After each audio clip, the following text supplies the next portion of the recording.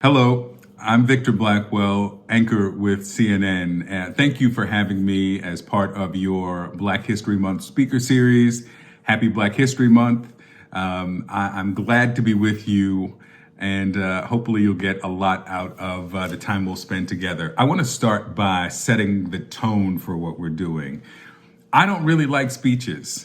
So I appreciate that you all have written some great questions and they've been sent to me and I will run through those.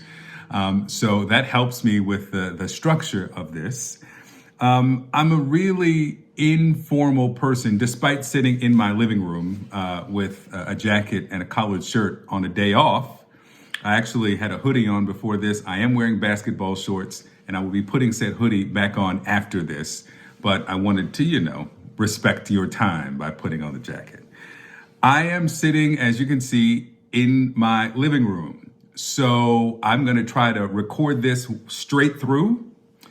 If someone rings the doorbell, we're going to ignore that. It's just me and you. Ignore the doorbell. I actually have painters outside. So if you hear a ladder hit the wall, okay, now we've done that. Again, I am an anchor with CNN, and I've been asked to start with my current position, where I grew up, and all of those things. So I've been at CNN since the summer of 2012. Just went through my third presidential election at CNN, and I'm from Baltimore originally.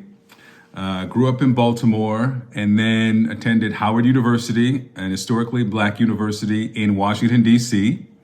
After Howard, graduated in 2003. I'll turn 40 this year. After Howard, I got my first job in television in a little town called Hagerstown, Maryland. You probably have never heard of it. It's a beautiful place, but few people know about it.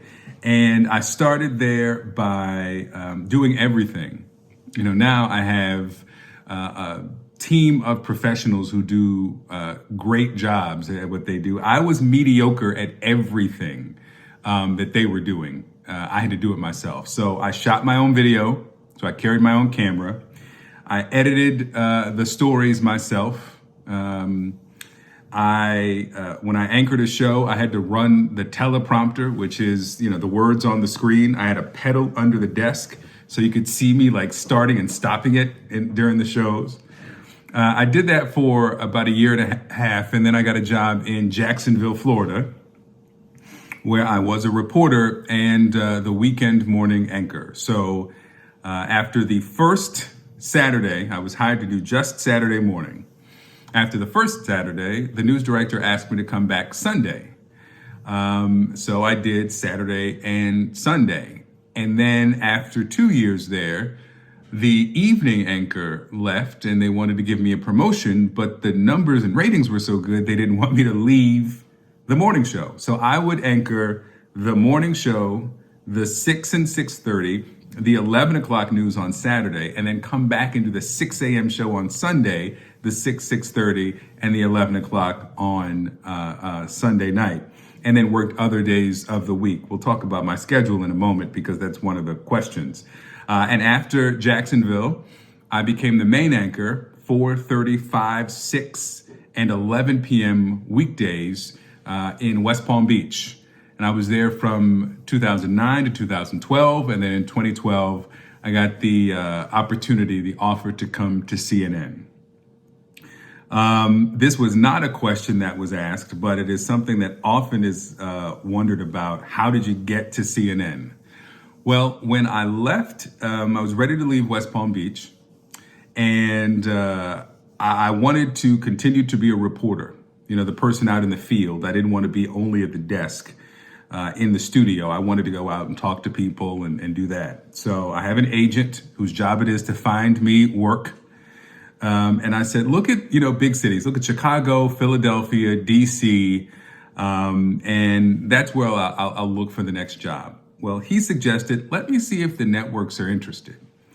And sure enough, I got calls from CNN, ABC, CBS, and I interviewed at all of them. Did I say NBC? NBC. So I had offers from CBS News and from CNN, and I chose CNN, and it was a fantastic decision.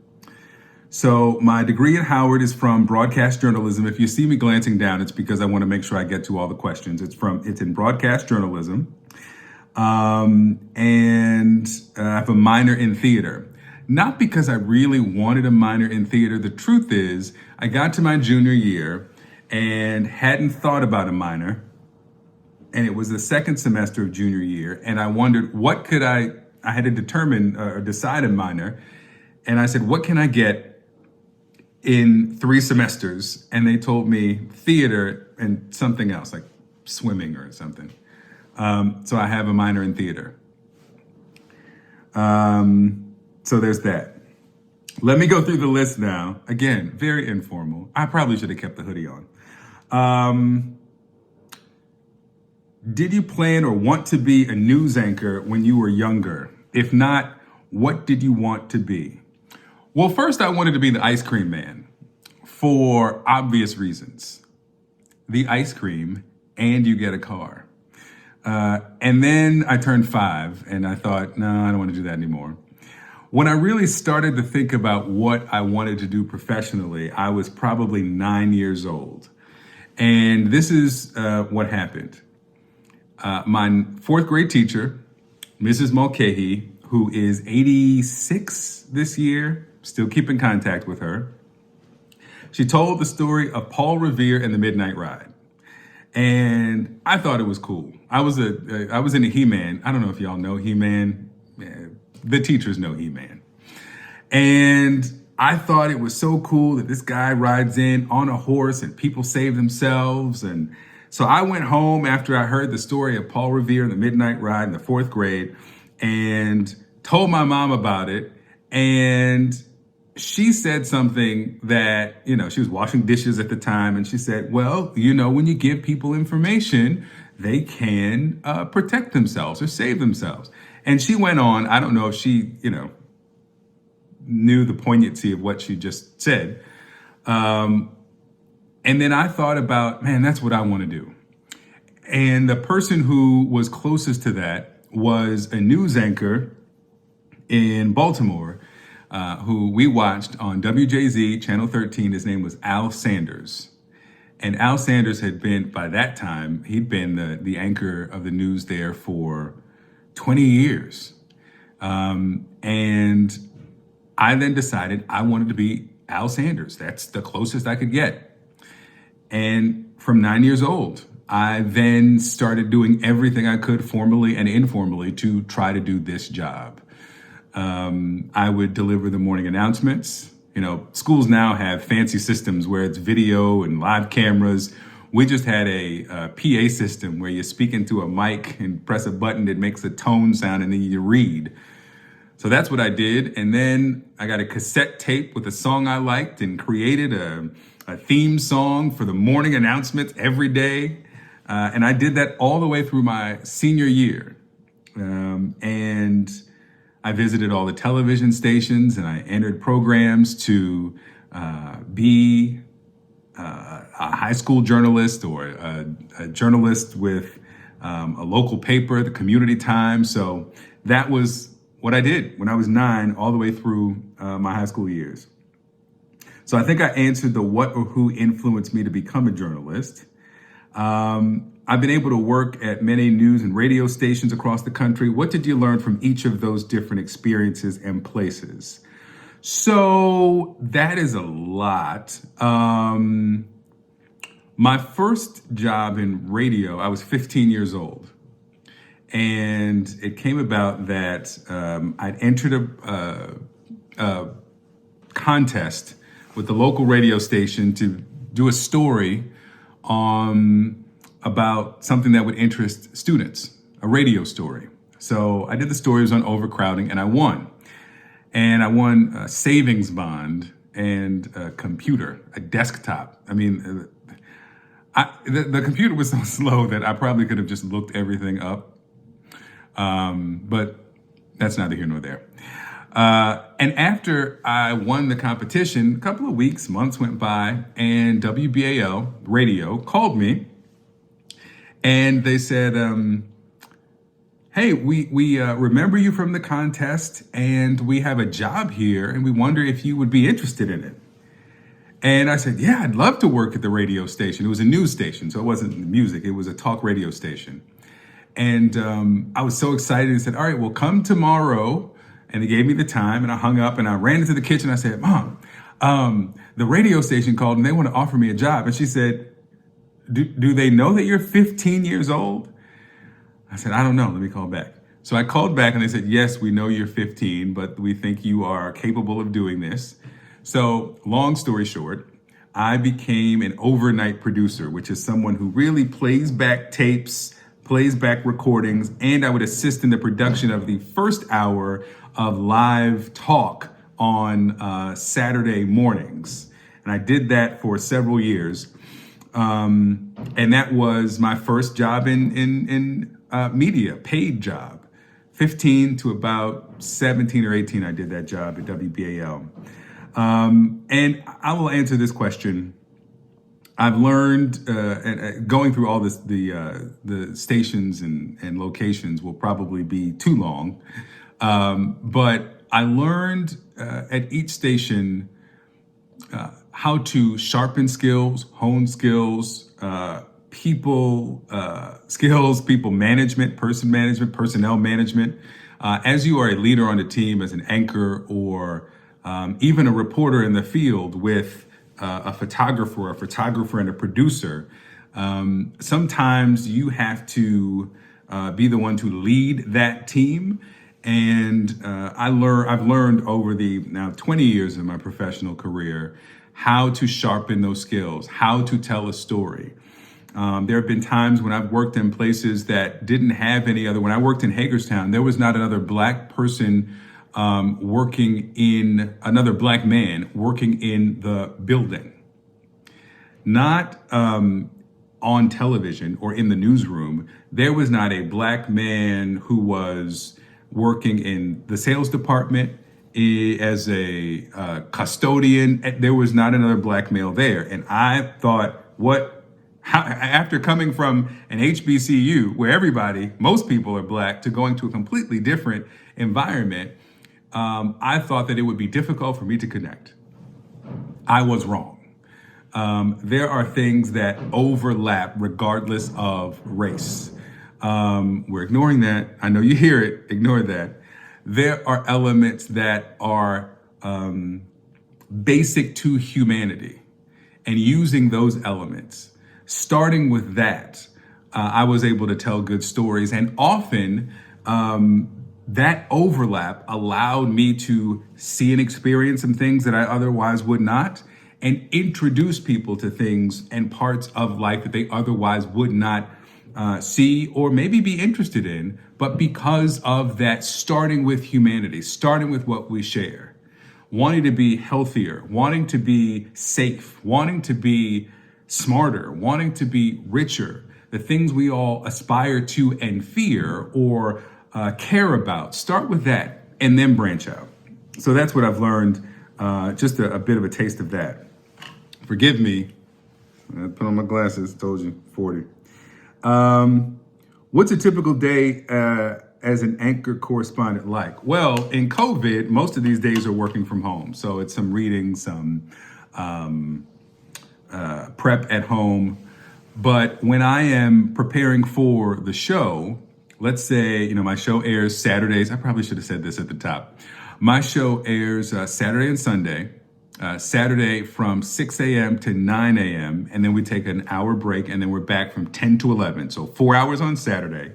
And then Sunday, typically it's from 6 a.m. to 8 a.m. So 2 hours then, 6 hours across the 2 days. Okay. For my Saturday show, which starts at 6 a.m., my preparation for that starts Wednesday. Light reading, conversations with the producers who are the ones who build and put the show together. That's Wednesday, Thursday. Friday, and that's happening at home. Friday, we have a meeting where we start to write some of the questions for the conversations that we're having, where we start to build some of the interviews. That happens throughout the day on Friday. I'm in bed probably at 5 p.m.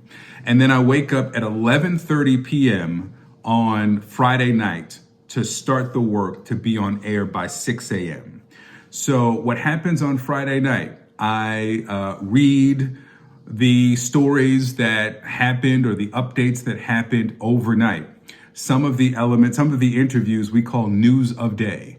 So it isn't on a specific topic.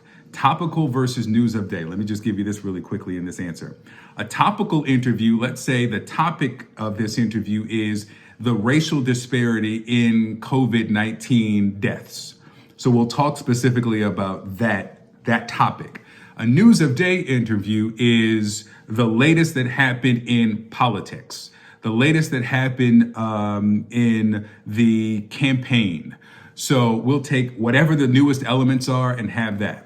So I'm working in the hours right before the show to make sure that it's the most recent, the most urgent development. I'm writing the news of day interviews, the things that I was not able to finish on Friday. So that happens at home until about 1 o'clock. Then I hop in the shower, get dressed. I'm at work by maybe 2:30, 2:45 a.m. Our first meeting by phone now is at 3:15. That goes to 3:30, 3:45. And then I'm writing questions, honing things, sharpening the conversation until 5:30 when I go to makeup. And then I'm on air at 6. It is a process that takes several days to put together those interviews. I like to write a lot of the questions myself because I feel like if I don't write my own questions or even contribute to them or even lead on them, then anybody can come and do this. There has to be a reason to keep me. I've been at CNN, 8.5 years now. It's easy for someone to take your seat if you're really just reading. A lot of people can do that. A lot of people can hang a suit better than I can, or have a more squared jawline than I do. But I don't know that I won't, I'm not going to say anything about any of my colleagues, but I know that I am read in, invested, and I am assertively and aggressively trying to get answers for the customer who is the viewer. So that's why it's a process that starts for me 11:30 the night before to get on air at 6 a.m. And the same thing repeats on Sunday, but Sunday is a little harder because I don't have the 3 days of lead up. I am just, starting at 11:30, building on what we had on Saturday. So that's the anchor portion of it. The reporting portion actually was fun. You travel to whatever the locale is. You fly to these places. You fly with a team, the photographer who shoots the pictures, the producer who sets up the logistics and kind of controls the process of, we're going to meet with this person at this time. We're going to get a balance from this person, speak with this local official, and then make sure that my story is in the right amount of time. If it's a 2-minute story, sharpen and hone that, and then make sure that I get on air with it and that every party is happy. The show that is asking for me to go to, let's say, Memphis to shoot a story, that they get what they want, that we're in communication, that producer, and then someone who has to operate the technology of the live element. There's a huge live truck that goes. So we're often a 4-person team going out to do this. Typical day. How's it feel working for one of the biggest news organizations in America? It feels good because when you call with, and we'll get to this later, some of the politicization of CNN, but when you call and you say, I'm calling from CNN, there's a heft that comes with that. There is an authority that comes with calling from CNN. And I worked in local. I worked in tiny market local. I worked in medium-sized local. And, people will respond. But when you call from CNN or when you ask for records from a courthouse or a city and you have the CNN logo on that letterhead, That comes with an authority, and that feels good. It also feels good to know that when things happen, people are coming to CNN to see it, to get the breaking news. You know, I think there are a lot of people who do a lot of good work, but sometimes they're in places where no one sees them because they are not the place to go for breaking news. When news breaks, what network do you turn on, or do your parents turn on? It's most likely, very often, CNN, because we cover it and we have the resources to do it. So that feels good to know that you have the resources to cover a story if it requires a significant investment. How do you respond to people who refer to CNN as fake news? It was annoying from the start. We know what we're doing. We know that we are double checking and triple checking, and we know that what we're reporting is accurate and factual. We know that people are trying to politicize information. What's most important is that you know it. Is that you know that people who say fake news, often, not always, but often trying to pull the wool over you. Now, I say often, not always, because fake news is an actual thing. What is referred to as fake news now is not. It is just someone who does not like what is being reported, what is being revealed, calling it fake news. Fake news, and Brian Stelter, a media correspondent, did a great explainer of this, where he says that people have created stories, completely just created them for a myriad of purposes. But that's a different thing. Sometimes it's used as information warfare. So to call CNN fake news, listen, we've been doing this for 40 years now. There are several layers of standards and practices in a group we call the Row, who make sure they read our stories to make sure that they're accurate and balanced. They check our statistics, they check our sources, they check all of those elements. And, people will try to politicize things that they don't know. It's less important about what I think about the fake news term. It's more important what you think about it, and that you seek out some credible sources. CNN has always been, and will continue to be, one of those credible sources. What do you do in situations when you're in complete disagreement with the news coverage you are asked to speak on?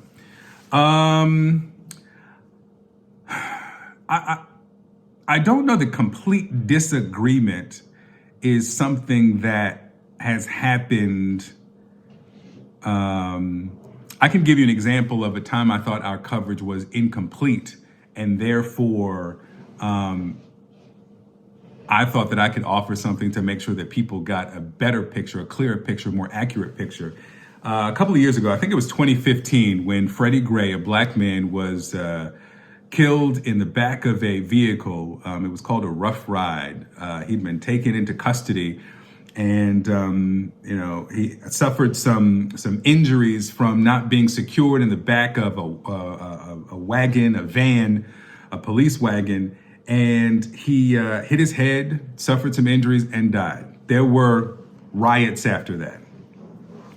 I was on vacation in Haiti at the time, and I was watching the mall where I bought my outfit for my junior prom.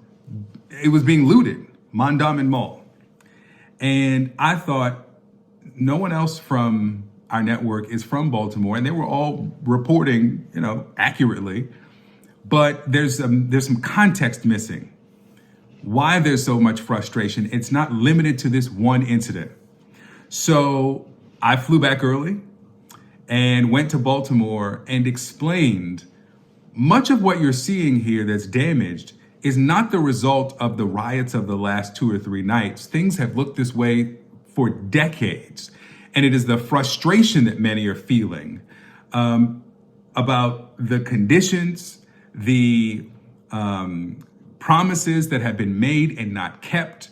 And I thought that having lived in that city, I drove around to some of the places that had been damaged by the rioters, burned by some arsonists, and explained what they were, why they were important, and gave some greater context. So I think my role is to offer context, offer life experience. That's the reason you hire different types of people. That's the point of diversity. That's not just to say we have Black people and we have Latinx people. No, you want them to bring life experience to the table, to the conversation. If you're working in an organization that values that, then you will see that bear out in the product.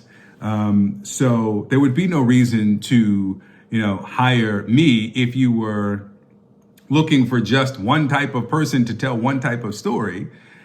This is also a point at which I want to insert. If you are different, do not try to cover that difference, because that difference could be often the what you bring to the table that is of greatest value.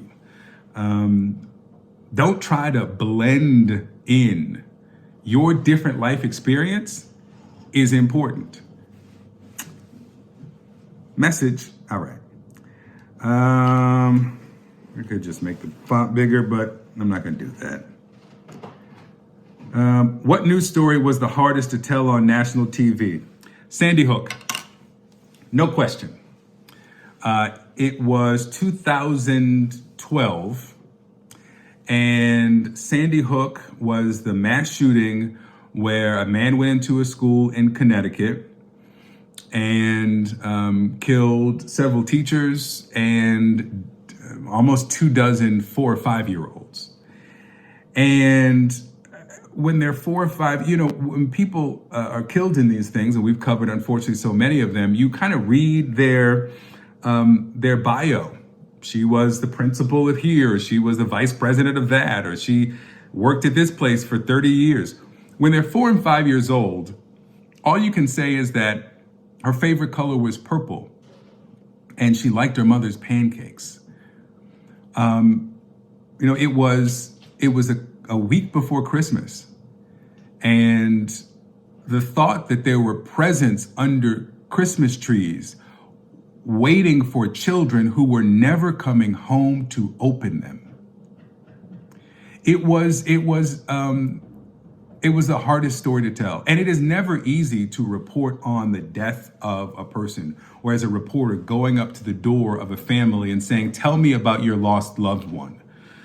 It never gets easier. Been doing it for 20 years, it never gets easier. But that, when you're dealing with children, young children, it was especially difficult. The hardest story to tell. What was your favorite story interview to work on, and why? Favorite story was in Hagerstown, Maryland. I've told some great stories here at CNN, but the favorite of my career was in Hagerstown, Maryland. There was a seniors home for senior citizens called Holly Place. These were senior citizens who could not afford to pay for a nursing home or a retiree community. This was a place that was funded by the state.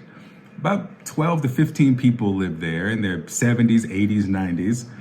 And it was like a townhouse where they had roommates and kind of a activity room. And the state had cut funding for it. And they were going to have to find somewhere else to go. And when they closed, or were scheduled to close, they were just going to take these people to shelters because they had no family to come and pick them up, or those family members would have been asked to do so. This was like the last stop for these seniors. So after I did the story, and I interviewed some people who just did not know at 80 where they would go, to have to leave this place and go live in a shelter. It was a critical time, a dire time. And after I did the story, and there was a reaction from people who watched it, the state continued to fund Holly Place. It happened within a week. It was a time where there was direct reaction from seeing something, telling a story, people react, authority responds. And, we do a lot of stories. We talk about a lot. We ask a lot of questions. We press people all the time. But rarely do you see, and in that window of time, something like this happen. That's my favorite story. I hope to have the opportunity to do that again in my career, where people feel it. It's not just an increase in funding or we saved a park, and those things are nice to do. But Holly Place is the one that I will always remember. Let's see. Is it challenging having to report stories for large numbers of people? Do you ever fear that you will mess up or get nervous? I mess up and get nervous all the time. I mess up. It's live television. 6 hours of just speaking or reading or asking people things, you mess up. But, okay, keep it moving. Do I get nervous? You know what really makes me nervous? Speaking in front of crowds. And I know you'd imagine that you're on television, international television. Here recently, because of COVID, I'm in a room alone with just a camera. Before COVID, before the pandemic, I was in a room with my co-anchor and a floor director who points me at cameras and someone who's moving the cameras and getting scripts. That's it. So put me in a room with 1,000 people, I get butterflies. I overcome those butterflies, but I do get nervous. I'm a person who doesn't like to speak to crowds. I don't know why. I mean, I really haven't invested the time or money. I see a therapist. Everyone should. We got other stuff to deal with. I'm not focusing on that yet. What was the other part? There's something else. Report on stories for large numbers of people. No, I tell the story, and you try to make sure it's balanced. And if you make sure it's balanced, you're fair to people. It's fine that large numbers of people are watching. Being on TV means you have a lot of confidence. Have you always had this, or did you develop it over time? It is not something I always had. It is not something that I'm not as confident as probably television would make it appear. I mean, I'm not down on myself. I'm not insecure, but it's not something I always had. I was a very large teenager and young man. I weighed about 350 pounds when I started on television in small market Hagerstown. And I had I didn't make much money. I made probably every 2 weeks, I think I brought home after taxes $475 every 2 weeks. We all had second jobs. I mean, I worked at Banana Republic, but I couldn't fit any of the clothes, so that was of no help. But I bring up the weight because no one on television looked like me, but I knew that this was where I was supposed to be. So I had my green suit and my satiny, shiny green shirt. And this was back, y'all are too young for this, but this was back when Regis Philbin had the monochromatic shirt and tie, and they were matching, and I thought I looked great. A little crooked mustache, tight little, another 48 hours afro. The teachers will get that reference. And I really thought that I should be here, but nothing and no one here believes that I should. So my confidence was low. 14 years ago, had weight loss surgery, lost a lot of weight.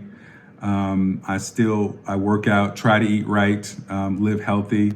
That helped with confidence, but doing the job and showing up and doing it again helped with the confidence. When I took this job at CNN, I moved from local to national. You're talking about different things. In local, we're often talking about who got shot.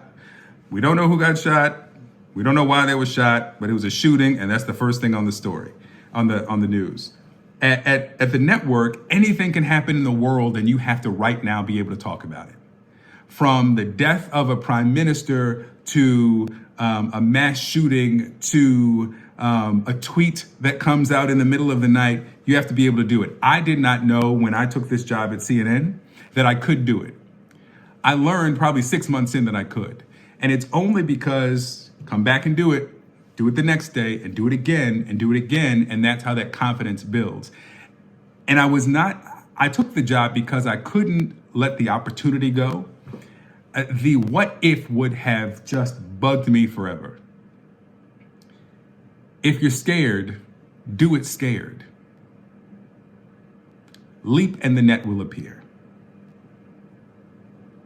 All right. Oh, you felt that one. That was good. Huh? The leap and the net will appear is not mine. And I'm sure do it scared isn't mine either, but I'm taking it for now. Did the rioting at CNN News Center in June affect you in any way? No, it didn't. How did you feel to go back to the place MLK was assassinated? What was it like interviewing Ambassador Young and Reverend Jesse Jackson? What did you learn from that? You talk about icons. That was the first time they'd been back there together since that day. And it was an honor to sit with them. And it was a hectic moment because I think all the people who just happened to be visiting that day realized that that was a moment, and it was hard to keep. I mean, what you saw on television was just the two of us sitting and talking, but there were scores of, if not hundreds of people around. At one point in the interview, a choir started singing because they wanted to note the moment. To sit and talk with them and to have both of those icons, those men who sacrificed and put their lives on the line for many of the things, many of the fruits that I am enjoying now.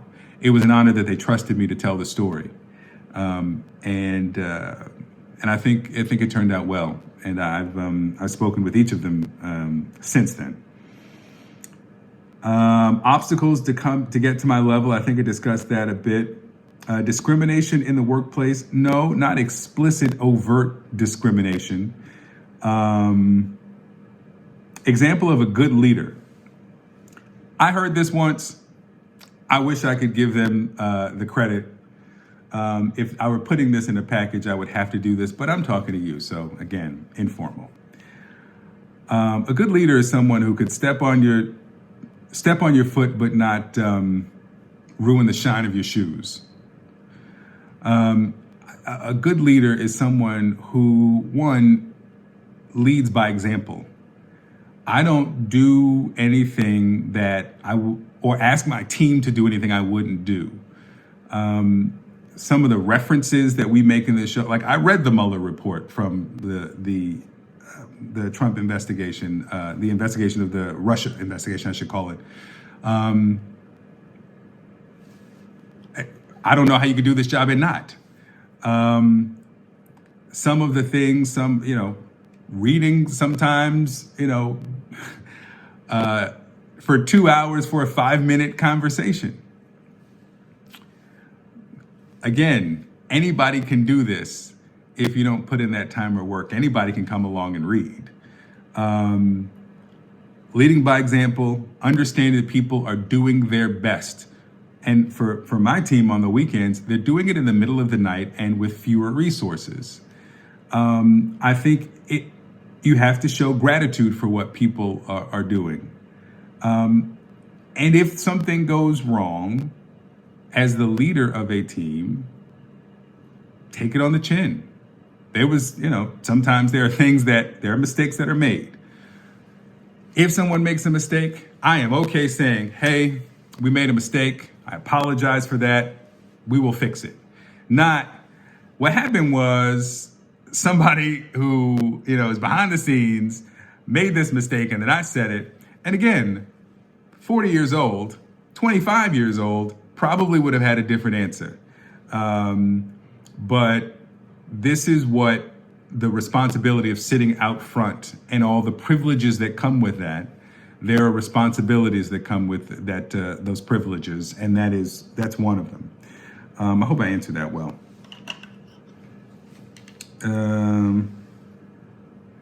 What is the key to success when communicating with the public? Be plain spoken, be authentic, genuine. Listen, the moment that an audience, any audience, sees that you, and I'm talking, whether you're in news or sports or performing and, you're a singer, any moment they see that you are being inauthentic, that you are being disingenuous, that you are putting on, or offering them something that is not who you are, you lose them. Now, they might still enjoy your singing, they still might watch your channel, but that connection that they might have with you, it's damaged. I try to be myself. I am a Black, gay, urban man. If that's not your thing, I'm never going to be your thing, and it is going to drive me crazy trying to be what you want me to be. I can't be Anderson. I can't be Jake. Partially because Anderson and Jake are great at being Anderson and Jake. I could be the best Victor. Nobody's going to be me. So I think that is what works well in television. It works well in all facets of life. Be a professional, but be yourself. That's all you got. I think I'm going to hit this right at 45 minutes. Look at this. What advice do I have for someone who wants to become a journalist or a news anchor? 2 things you got to know. There are many paths. Sanjay is a surgeon. We have economists who work at CNN. There are many paths to the network or a news anchor. First, I'd say take news anchor off your table. You don't want to be a news anchor first. You want to be a good reporter. Being a good reporter makes you a good news anchor. Being able to ask a question, being able to press a person, being able to know the economy of silence. When is silence better than getting someone to speak? You ever watch something and the lack of sound makes you turn around and wonder what happened? Many of those things you learn as a reporter. But what you have to learn, the 2 things, writing, you got to learn how to write, how to put together a story, and ethics. What is balanced? What is fair? They gave me this stat. Who do I check it with? What can I shoot? Can you shoot through that window? Those types of things. Writing and ethics. And learn about the world. Learn some history. Learn about the wars. Learn about communities. All those things will come up later in a career about news. Who do I look up to in my own life? My mother. I know it's not that creative of an answer, but she is a fantastic person who has sacrificed a lot for me to be able to be invited to speak at a Black History Month speaker series. Still talk to her 3 times a week at least, probably more now because of COVID, because she's sitting in the house with my stepdad and they are driving each other crazy. Professionally, I look up to a lot of my colleagues. I was about to say Wolf is a beast, but that's a little too cliche to say.